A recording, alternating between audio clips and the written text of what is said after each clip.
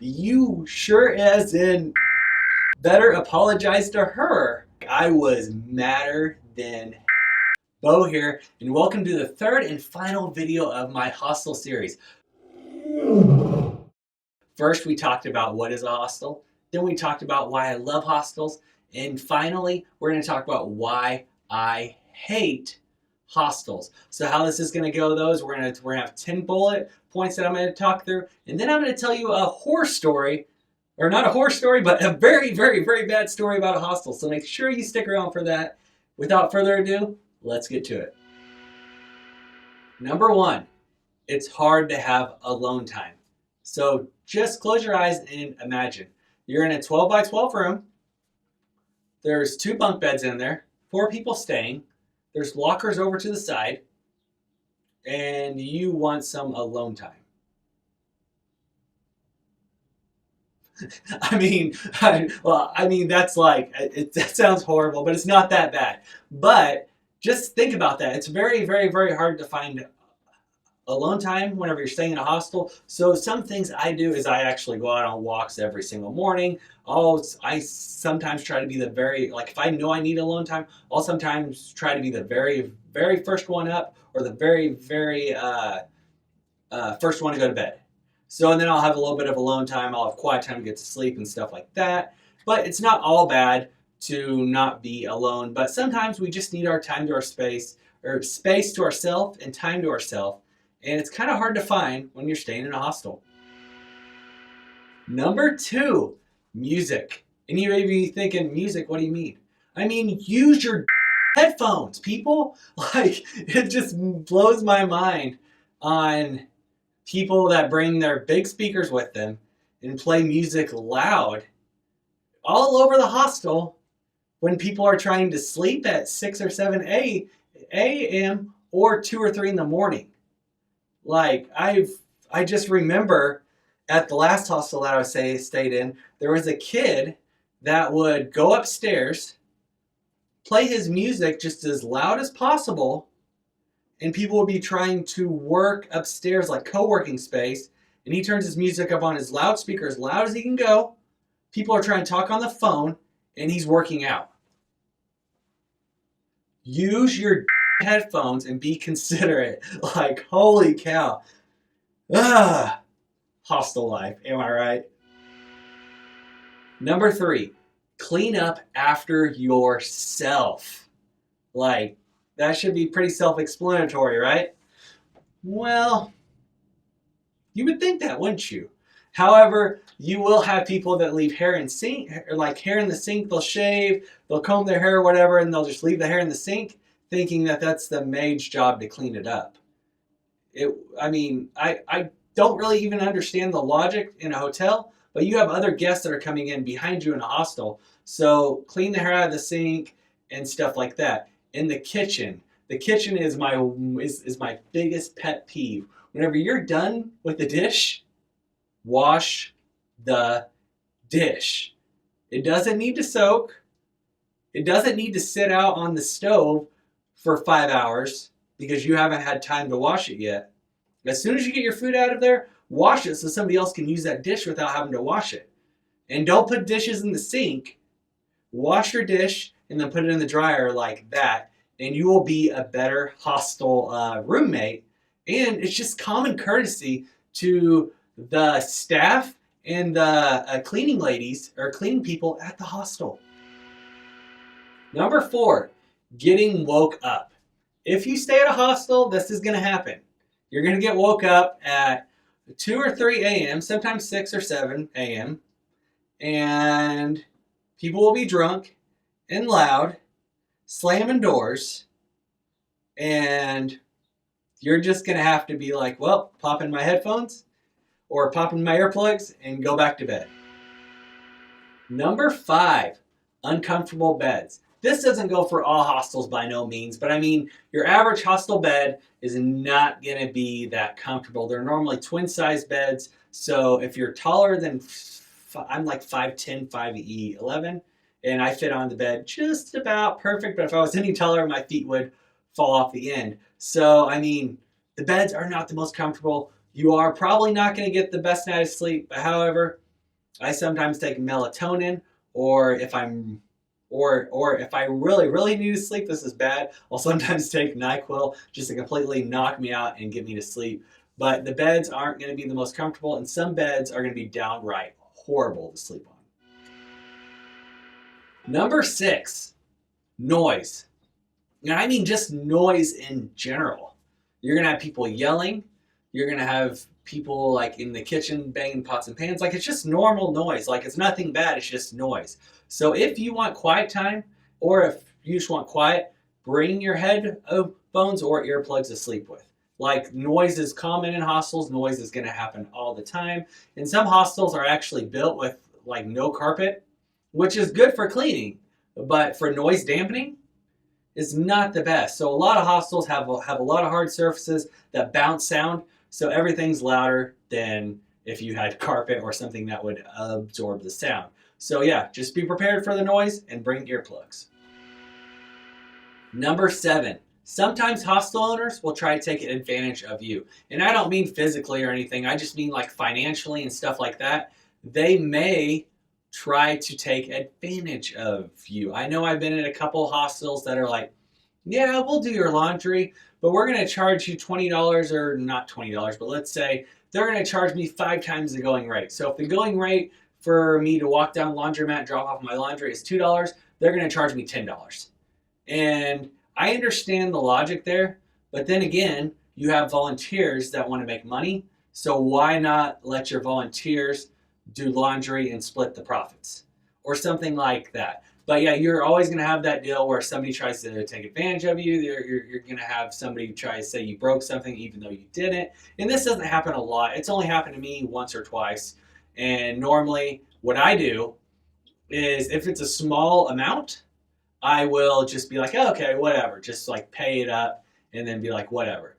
And then on my review though, I make sure that everybody knows to watch out for the hostel. And if it's a volunteer that did it, I'll make sure I put his name on the his or her name on the review, so the owner brings it instantly to the owner's attention.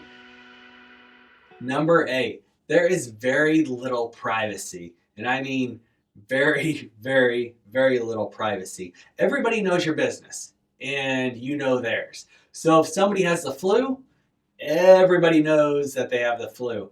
If you have diarrhea, well, I mean, maybe not diarrhea, because there's like, you aren't like watching people go to the bathroom. But I mean, you get my gist. If basically, if you have an issue, if there's something going on, people notice. And there's there's one way to look at it, which is bad, and there's one way to look at it as good. Like, I've been in the situation where I've noticed somebody's not feeling good or something, and I'll be like, hey, like, I actually carry around a lot of medicine, so I'll be like, hey, you need medicine? Like, what do you need? Because I probably have it. And I give people medicine, because I remember, and I'm going to bring up Plenke again, there was a girl that had food poisoning, but she was really, really shy about having food poisoning for some reason. I don't know what the deal was.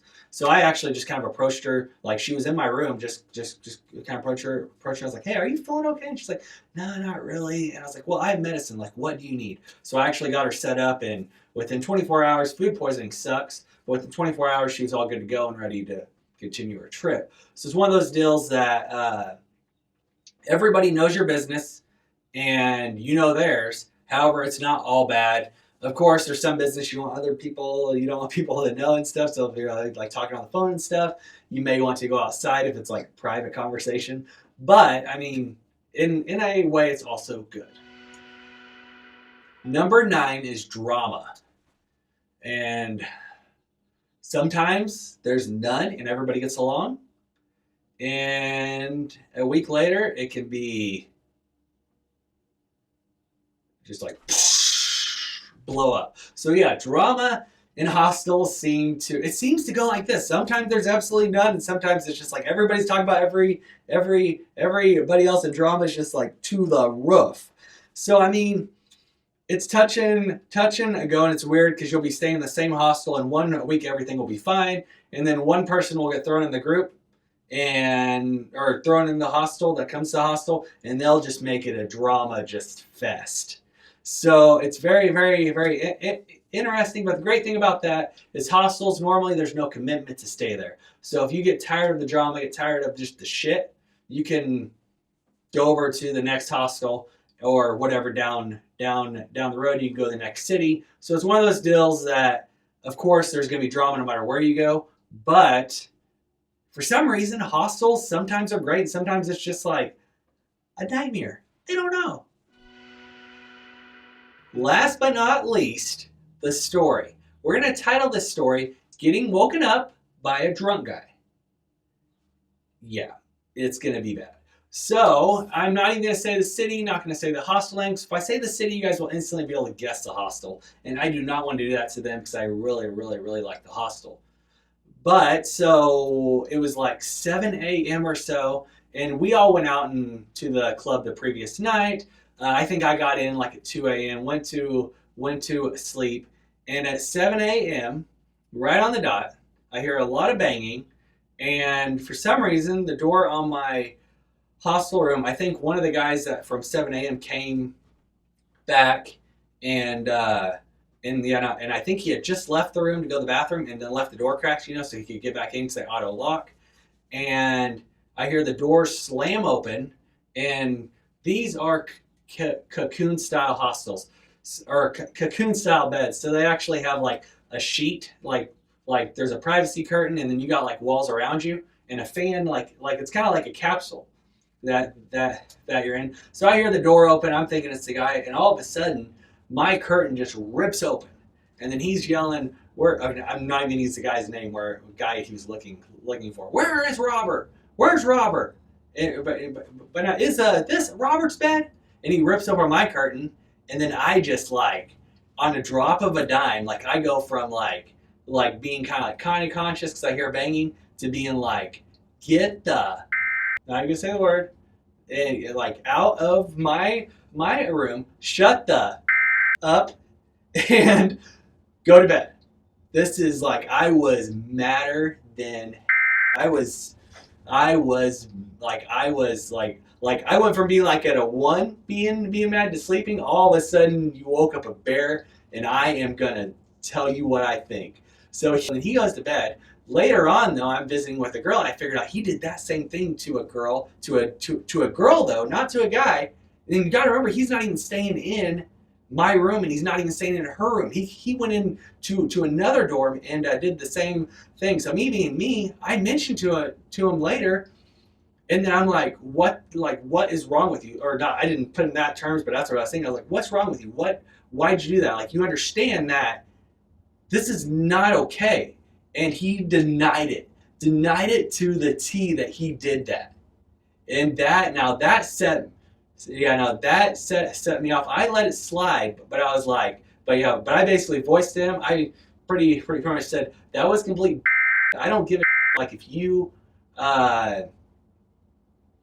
apologize to me, you sure as in better apologize to her, because that was completely disrespectful and completely like out of line. Like, you're lucky that you're not on the street right now, because if this was my hostel, I would have kicked you out this morning at 7 a.m. and threw your stuff out on the street. And he was like, oh, well, that wasn't me. And I was like, well, whatever. So I walked away. And I don't really know if he remembers it or not, but I don't know how you would forget that. That is one of my stories of a hostel, of why I hate hostels. But hey, please do not make this think that I absolutely hate hostels. I love hostels. I think hostels are the best thing ever, because I think that you grow as a person big time. You meet incredible people. But of course, with all good things, there are a couple bad that you have to like sprinkle in there. And this was basically a video to help me vent and like not like not to, but the purpose was not to like downplay hostels and say they're horrible. I just titled it, I Hate Hostels, for you to understand some of the difficulties and challenges of living in a hostel. So hey, thank you so much for watching this entire hostel series. If you have any questions whatsoever, you can send me a DM on Instagram. I'd be more than happy to answer any questions I possibly can and point you in. And if I have a recommendation of a hostel in that city, I'd be more than happy to help you out with it. So hey, thank you so much for watching, and please like and subscribe. Beau out.